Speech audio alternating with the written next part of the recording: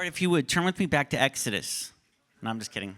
I'm going to do Exodus, Acts, Exodus. We're going to be in 1 Samuel 1. Obviously. All right.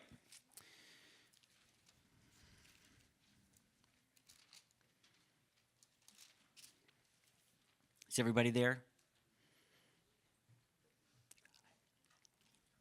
Right.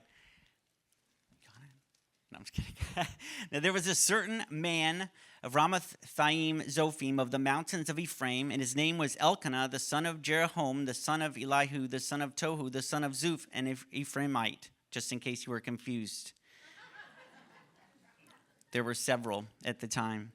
And he had two wives. The name of one was Hannah, and the name of the other Peninnah. Peninnah had children, but Hannah had no children. This man went up from his city yearly to worship and sacrifice to the Lord of hosts in Shiloh.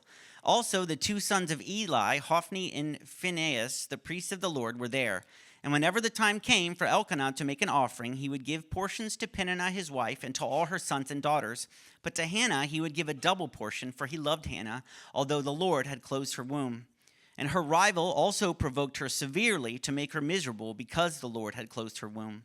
So it was year by year when she went up to the house of the Lord that she provoked her. Therefore she wept and did not eat. Then Elkanah, her husband, said to her, Hannah, why do you weep? Why do you not eat? And why is your heart grieved? Am I not better to you than 10 sons? So Hannah arose after they had finished eating and drinking in Shiloh. Now Eli, the priest, was sitting on the seat by the doorstep of the tabernacle of the Lord.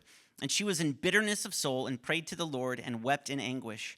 Then she made a vow and said, O Lord of hosts, if you will indeed look on the affliction of your maidservant and remember me, and not forget your maidservant, but will give your maidservant a male child, then I will give him to the Lord all the days of his life, and no razor shall come upon his head. And it happened, as she continued praying before the Lord, that Eli watched her mouth. Now Hannah spoke in her heart, only her lips moved, but her voice was not heard. Therefore Eli thought she was drunk. So Eli said to her, How long will you be drunk? Put your wine away from you.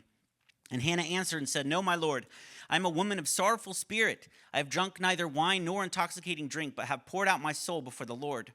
Do not consider your maidservant a wicked woman, for out of the abundance of my complaint and grief I have spoken until now.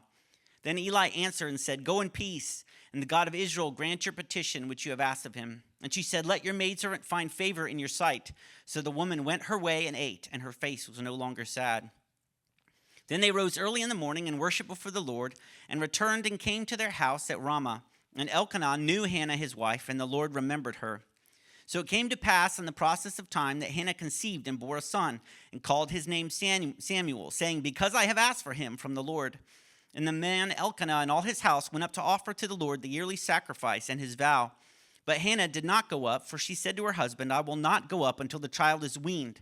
Then I will take him, that he may appear before the Lord and remain there forever.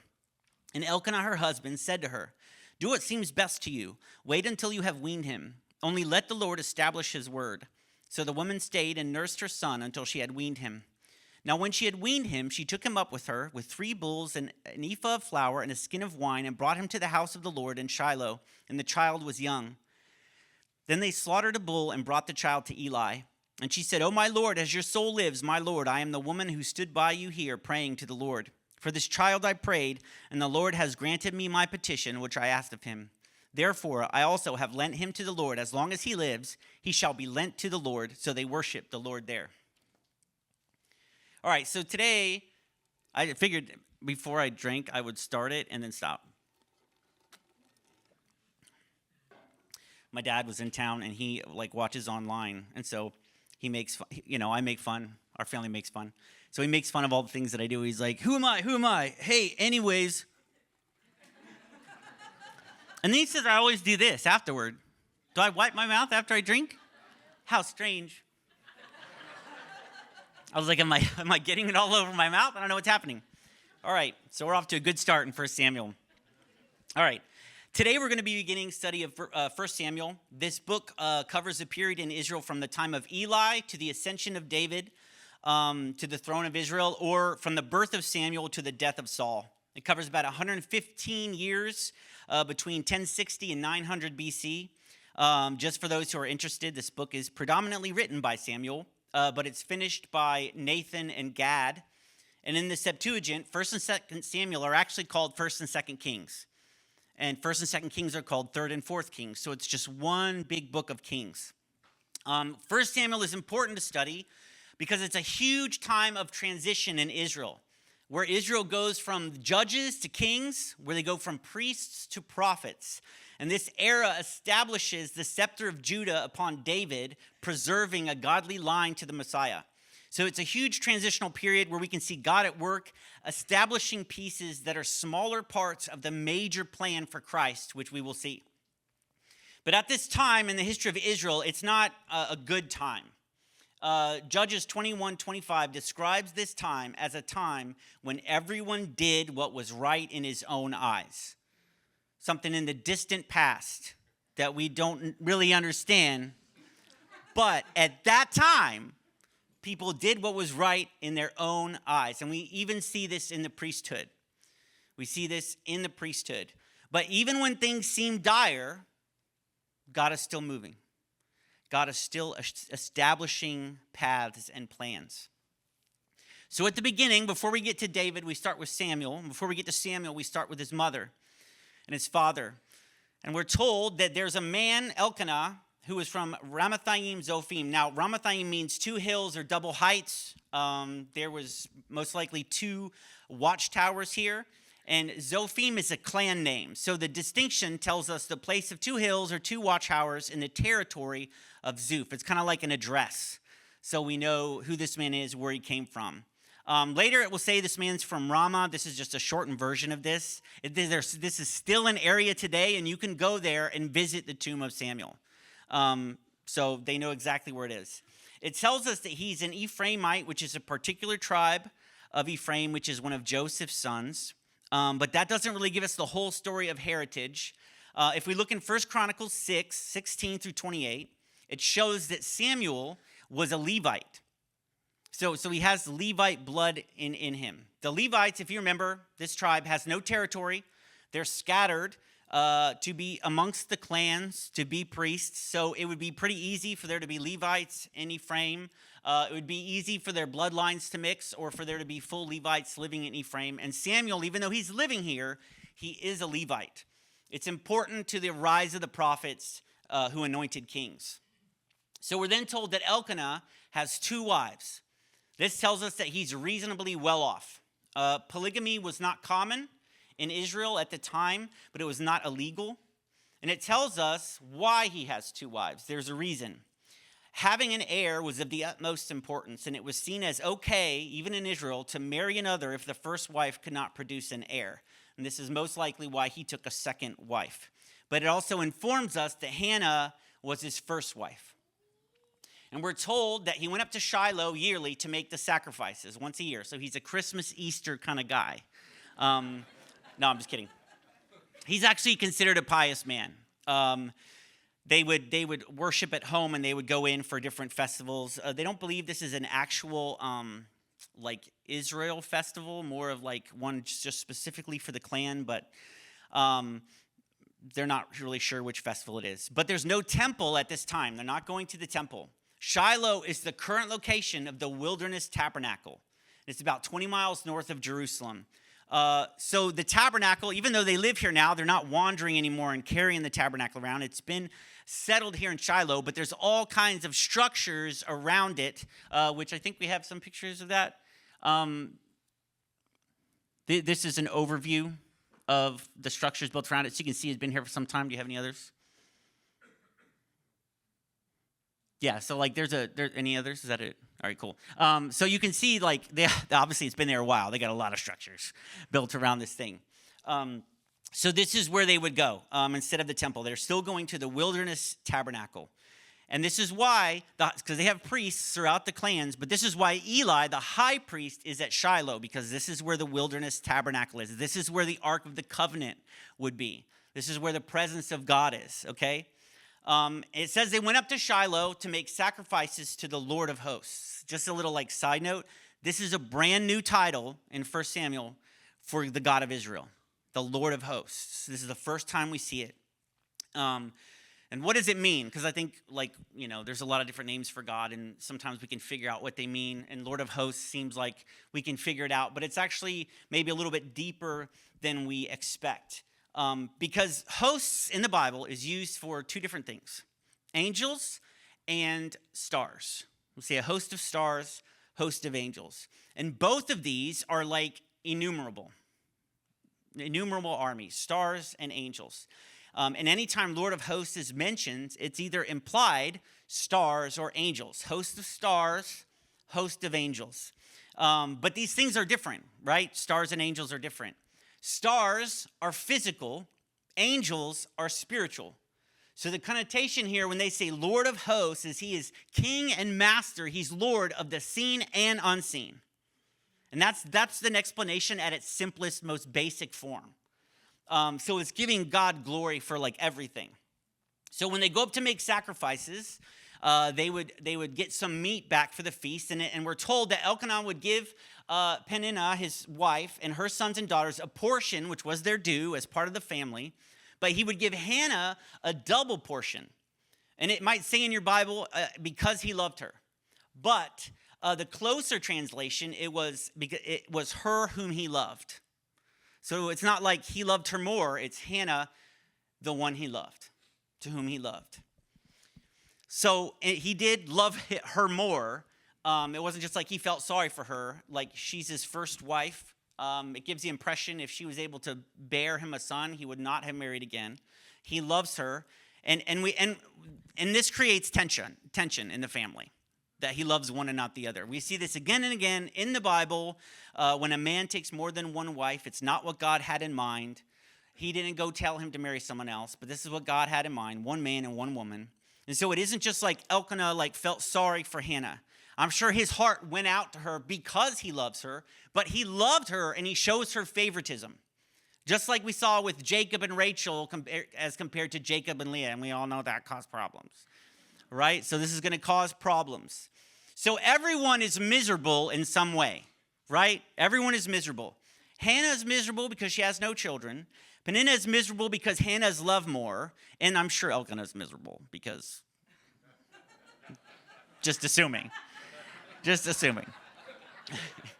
And so while Hannah internalizes it, she's internalizing her struggle. Peninnah externalizes it and provokes Hannah. Hannah's a bottler, right? Anyone who's ever? Hannah's a spewer, okay?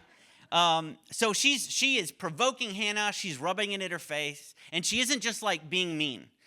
She is saying the things that no one else would say to her, that no one else would say to her face, right? But also, and in my opinion, far worse, she's saying the things that Hannah thinks about herself. And this is what the voice of the accuser sounds like. Saying the things you fear, or echoing your thoughts and your doubts, bringing a voice to them, saying them aloud. And Hannah was so upset each year that even though she was given a double portion, she didn't eat any of it. It kind of was this thing over and over. He would give her twice as much meat because he loved her more. She wouldn't eat any of it because she's so upset, right? And this went on year after year. And because Elkanah loves her, he asks her why she weeps and why she doesn't eat. I would like to assume that he knows, but she's like, I told you. He's like, when did you say? No, I'm just kidding. He knows the why, but I think he feels like, hey, this has been a long time. Like, are you still not over this? Is this still going on? And not in some callous way.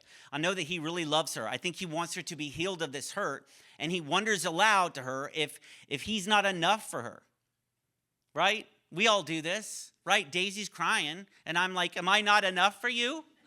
Am I not enough for you? You know? She's like, can we, I need to go get groceries. I'm like, am I not enough? I'm just kidding. Promise me you'll love me more than the baby. Promise me. That's from a movie. Not something I say, just so you know.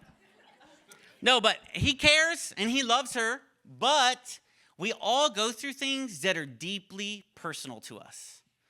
They hurt, they ache, and there are people who may have gone through it, and they may understand, but it still feels like, but you don't know how I feel.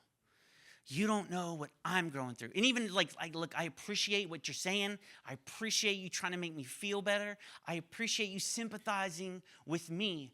But I am going through this alone. And you can have someone who loves you, and you can have a spouse who loves you, or a family that loves you, and they're like, we're going to walk with you through this. And they will walk with you like as close as they possibly can, and you can still feel alone. You can still feel all alone in your pain and in your ache. So alone. It's like your weight. And people want to help you carry it, and maybe they help a little bit. But it just still feels like your weight. And nothing seems to work. This is where Hannah is. She feels abandoned by God. She feels alone. And not without reason. In this time and in this place, we talked about it last week, like her, but not this part of it, but her sole purpose is to provide an heir. And we talked about last week, if you had an illness or if you couldn't bear children or something, everyone believed that it was some secret sin and God was displeased with you. That's what everyone believed, even Hannah. It wasn't like she's like sitting there like everyone's theology is so wrong. This has nothing to do with me. There's obviously a medical issue. You know? It's not what's happening. She believes it. She believes God is displeased with her. She believes she has some secret sin. I'm sure she is not just sad and carrying this weight, but frustrated, being like, Lord, if you would just tell me what it is. If you would just tell me, I'll fix it. I don't know what I've done. I don't know what I've done to upset you, but if you would just please just hear me, like tell me, I want to make things right. Why did you do this to me? Why did you allow it? If I've done anything, I'll fix it. What can I do? And it says that she was in bitterness of soul. In bitterness of soul. She wept in anguish. Have you ever wept in anguish? Who cries himself to sleep every night? Every night. Me and Spencer, that's it? Just kidding. She's just pouring her heart out. She's just pouring her heart out. And she's at that place where she doesn't care if anyone sees. She doesn't care what people think. When you're at a place where you're so upset, you're like, I don't even care what anyone else thinks. I'm alone. Everyone thinks I'm cursed already. Who cares? Who cares? And so she pleads with God and she makes a vow. Now, I think we all make promises to God. I think we all make vows. I don't know if you've ever been in a situation and you're like, Lord, if you will just get me out of this situation, I promise I will never do it again. Anyone? Yeah, just Spencer? No, I'm just kidding. Yeah, we've all, you raise your hand once, you're going to be in the sermon the rest of the time. I've done it. We're like, Lord, if you will just please, but God knows if you really mean it. God knows if you really mean it. And she means it. She says, Lord, if you will give me a child, he will be yours. And she makes a Nazirite vow for him that she'll never let a razor touch his head. Does that sound familiar from another character in the Bible? Who is it? Samson. So in the Bible, we see this. Okay, Samson had the same vow, but he broke it. Samuel has the vow and he keeps it. We always see this type. With Saul, we see a king who fails, and then in David, we see the king who does not fail. Samuel is the proper Samson. Samuel is the proper Samson, but here it is. His strength is not of arm, but of faith. They're different. He's the proper Samson, where his strength is faith. And she's making this vow to the Lord, and the high priest Eli looks and he sees a woman weeping, not seeming to care who is around her. Her lips are moving, but no words are coming out, and he thinks that she's drunk, which kind of shows us where we are in the history of Israel, right? That he totally just expects another drunk person here at the temple doing their thing, right? He's probably seen this numerous times. And so he tells her, put the wine away from you. And he chastises her. And she tells him, I'm not drunk. Please don't see me as a wicked woman. I'm full of sorrow and grief. And so he says, may the Lord bless you and give you what you ask. But I want to point out that Eli's attention is brought to this woman because she's doing something that he disapproves of. The only reason he looks at her, the only reason he sees her, I mean, how many times does he see someone come up and pray? I'm sure this happens all the time, right? But she catches his attention because of her behavior, and he probably speaks at her in the beginning with disdain. But then he's able to change immediately and hear her and give ear to what she's saying. And he blesses her. And it makes me think, man, sometimes what if God is pulling our attention to someone and it's like a negative thing? And we look, what catches our attention is something that would bring disdain, right? Or frustration or anger at the person, right? What if God is using something that is distasteful to us to draw our attention to someone that they might be blessed?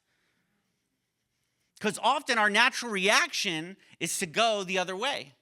If someone is doing something we don't like, we go the other way. But what if God, this is what happens. God draws Eli's attention to her from what she is doing that is negative in Eli's eyes. But it catches his attention, and because of that, she's able to have an encounter. She's able to have an encounter, and it says she leaves, and her heart is no longer sad. Her heart is no longer sad. And he didn't just shout at her and walk on. He stayed.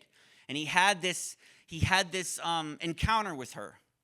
And so I think we have to, no matter what's happening around us, we have to have open hearts and open minds to join what God might be doing, even when things seem negative. So we can say, hey, God, what are you doing? Are you doing something? And see with God's eyes and hear with God's ears. But from this interaction, she leaves and her face is no longer sad. Before she even knows if her prayer is answered, she feels like she was heard. And so she goes home, and it says Elkanah knew her, which means, you know. And it says the Lord remembered her. This doesn't mean that the Lord forgot her in any way. It means that the Lord answered her prayer, or the Lord heard her. But this doesn't mean that it became part of the plan. Like God forgot her and like, oh yeah, Hannah. How long has she been sad? Let me step into this. It's not like this was the plan all along. God has a timing for everything. And a no now doesn't mean a no forever. Sometimes it does. But sometimes it doesn't. Sometimes it doesn't. Samuel, the timing of this has to be right because he's going to take over for Eli. He's going to take over for Eli. And it isn't time yet. The Lord is patient with Eli, and Samuel was always going to come just at the proper time. And so that waiting for Hannah caused a lot of heartache before God gave her Samuel. But the timing has to be right. And just imagine how the heartache turns to joy when she became pregnant. I mean, maybe there was a little trepidation. Like, is this really happening? Is this too good to be true? But God is faithful, and he gives her what she's asked. And Hannah is also faithful. This is no hasty vow she made. She does take Samuel to the tabernacle to live his life. This is always kind of bittersweet to me. And she does have more children. But she waits to wean him first. And back then, weaning took a lot longer. Especially depending on the financial situation. Like, it would stop. Stop. Morgan and Daisy are already shaking their head at me like, don't do it. And I'm like, stop. I can't talk. All right. You guys know me so well. So, they would usually wait between 3 to 5 years, depending on the financial situation. So it's not like she just brought a baby to Eli, you know? Eli's like, thank you, a baby, to the temple. Awesome. With all these guys. You know, it's like 3 men and a baby or something. But, you know, I wouldn't be surprised if she tried to push it to 10, you know? And, like, she's like, come on, it's time for lunch. And he's like, Mom, all my friends are weaned. This is embarrassing. I want to be weaned.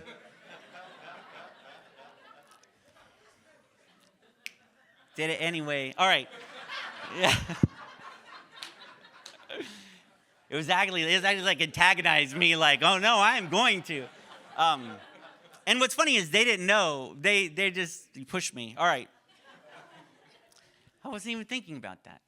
So, but she's not dropping off a little baby to them. It's a little boy.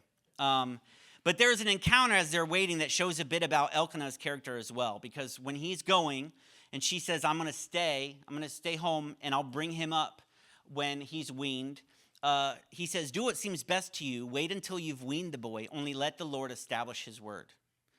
Now, Elkanah can legally and spiritually nullify the vow Hannah made when he hears it. This is his child too. He is allowed to nullify this vow, but he doesn't. He doesn't nullify the vow. So he also is holy, and he also loves the Lord. And so he also gives this baby to God. And so they bring the child to Eli at Shiloh and worship the Lord, and they leave their son there. It's kind of bittersweet.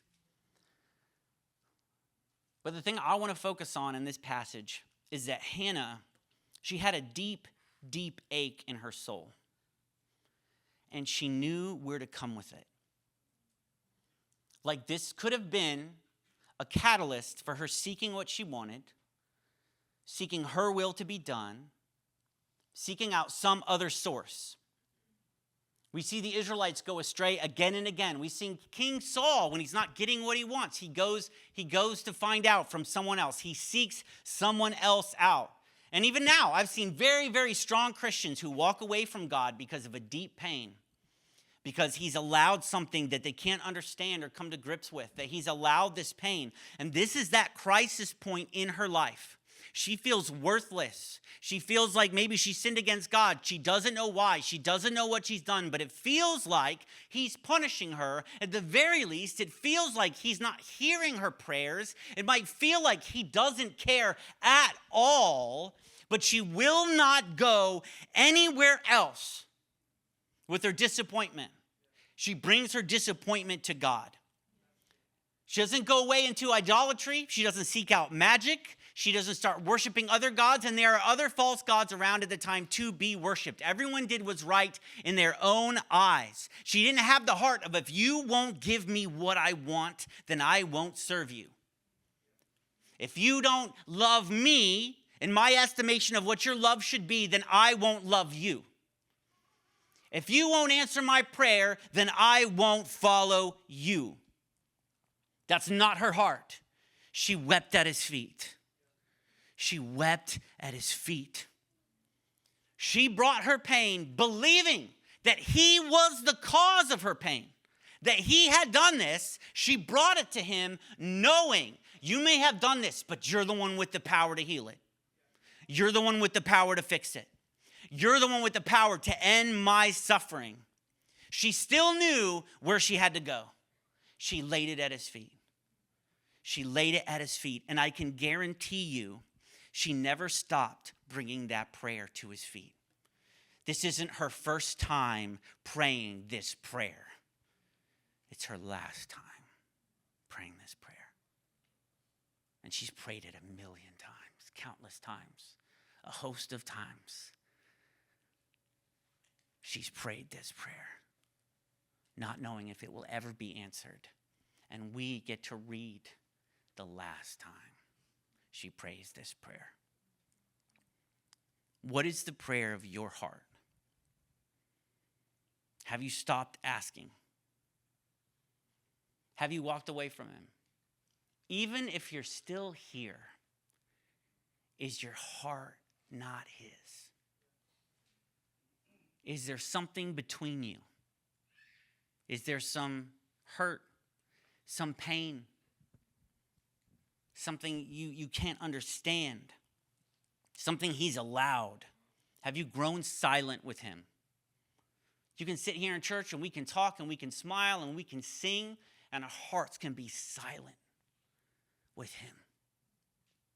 Have your hearts grown silent? Do you feel like even if you're praying, man, and maybe you are pouring your heart out, but does it feel like it's just hitting the ceiling? And just coming back and just like, are you even hearing me? She still laid it at his feet. again and again because she knew that he had the power. He had the power. Listen, if you're angry with God, he knows. The thoughts you have towards him, he knows. Be honest. Be honest. One of the reasons we're going to go through this book is I love seeing what David writes in the Psalms as he's going through trials. And when you see his heart and what he says, it is a good example of how we can talk with God.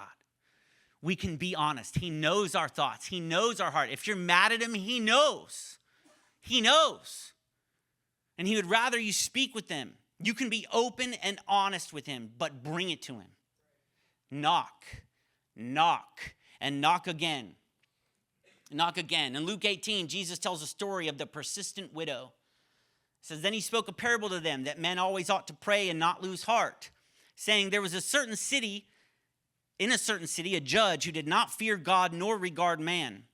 Now there was a widow in that city, and she came to him saying, get justice for me from my adversary. And he would not for a while, but afterward he said within himself, though I do not fear God nor regard man, yet because this widow troubles me, I will avenge her, lest by her continual coming she weary me. Then the Lord said, hear what the unjust judge said, and shall God not avenge his own elect, who cry out day and night to him, though he bears long with them? I tell you that he will avenge them speedily. Nevertheless, when the Son of Man comes, will he really find faith on the earth? Jesus says, knock, knock, knock, knock. Annoy him. Annoy him. My children know firsthand if they ask me once and I say no. If they ask me so many times, like water torture, drip, drip, drip, drip, that sometime I might say yes, not even realizing I've said yes because my mind is on something else. But I will sometimes, I admit, say yes. And in my yes is shut up. Yes. Just shut up. Not my beautiful baby girls, it's that one.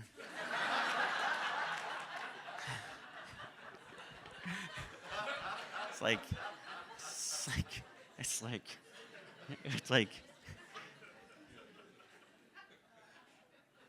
But that's what Jesus says to do with God, with the Father. With the Father. He wants something. And it's stupid, guaranteed. It has no importance, right? But he wants it with all his heart. And so he brings it to me because I'm the one with the power to grant it. And he knows if I don't grant it, he can't have it. And so he comes and he comes and he comes and he comes, believing that I might give it to him, right? That's what God says to do. Now, we're not trying to make God mad, where he's like, go, shut up. But it says, come knock, knock, knock. He's the one. He's the one who has the answer. He's the one that hears the prayer. He's the one with the power. Knock, knock, knock, knock, knock. Continually. That's what Jesus said to do. And he says, when I come back, will I find faith in all the earth? He says, that's faith. One who doesn't have it, who's prayed and not heard it, who has lost hope, who is disappointed, who is in bitterness of soul and sorrowful and doesn't know what to do, but knows where the answer lies and brings it again and brings it again and brings it again and brings it again and is on their knees, doesn't care what anyone else says, even if someone else say maybe God's never going to give it to you, says I know God may never give it to me, but I'm still going to ask. I'm still going to lay this petition at his feet. I'm still going to knock. You know why? Because he said to.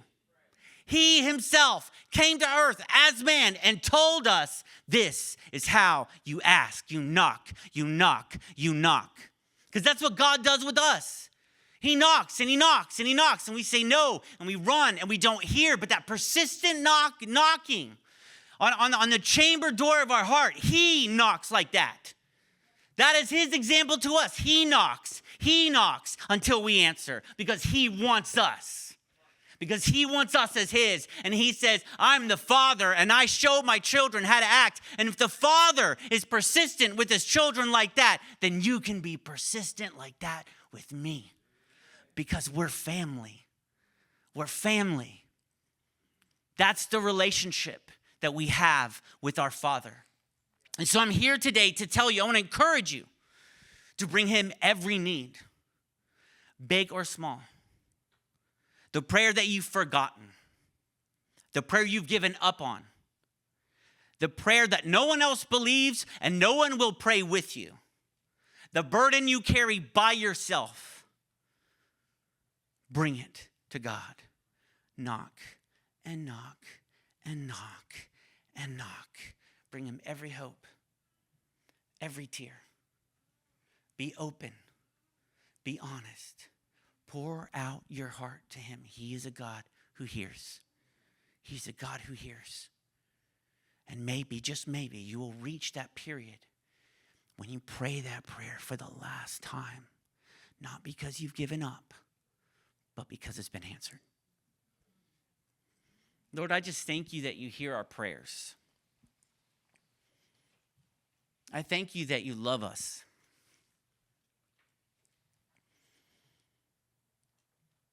You are truly our Father, that you invite us to knock and knock again. You want us to bother you because it's not bothering to you to hear what your children need and hear our heart and have conversation.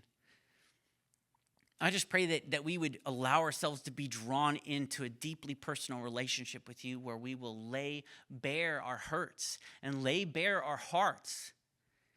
That we will share everything with you so that we will know you and you will know us. And when we bring you our tears and when we bring you our hopes, when we bring you everything that we have, the reward is so great. The reward is so great. I know there's times I've asked, like, Lord, if you don't want this from me, then take the desire away. Why is this desire here if you're not going to grant it to me? But I believe you place desires in our hearts. There's certainly desires of the world, but there are good desires that are of you, that you've placed there. And we just pray that we would be faithful enough to see those prayers come to an end. To see the moment our heartache turns to joy. You are good and you are faithful, Lord. We cast all our cares at your feet. We love you, we thank you, and we praise you. In Jesus' name I pray. Amen.